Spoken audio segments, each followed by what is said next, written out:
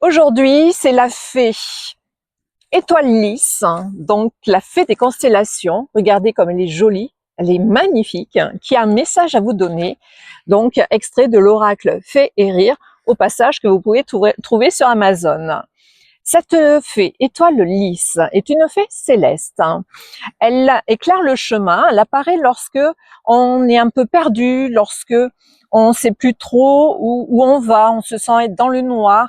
Peut-être qu'on traverse aussi ce qu'on appelle une nuit noire de l'âme, c'est-à-dire qu'on se pose des questions sur le sens de sa vie, sur son contexte, que ce soit dans un domaine, dans plein de domaines. Elle arrive quand l'univers a envie de te murmurer des solutions, des pistes pour que tu sois mieux. Donc, à toi d'ouvrir la magie des yeux, la magie du cœur.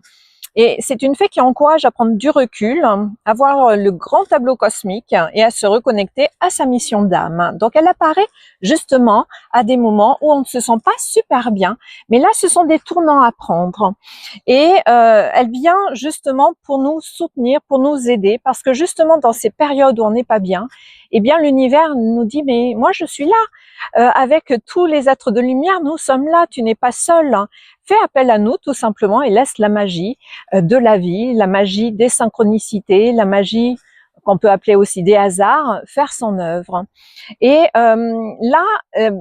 cette fée étoile lisse, c'est le message numéro 2 qu'elle souhaite vous donner aujourd'hui. Alors, le message numéro 2,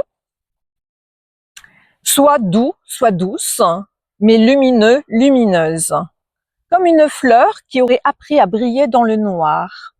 Donc, elle nous rappelle que justement, quand on est dans le noir, c'est faire face à ces ombres pour aller les côtoyer, pour aller discuter avec ces ombres, parce que plus on va lutter, plus on va les considérer comme des ennemis, elles vont se renforcer et être plus présentes et nous faire souffrir, alors que ces côtés ombres sont juste là pour nous réveiller sur nos blessures, sur ce que l'on a à travailler, que ce soit dans cette vie en mémoire ou dans des incarnations précédentes.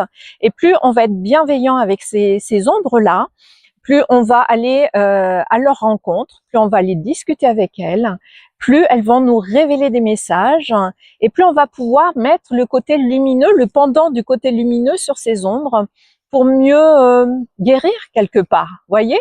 Donc, étoile lisse, elle est là pour nous dire que elle nous donne beaucoup d'informations pendant la nuit.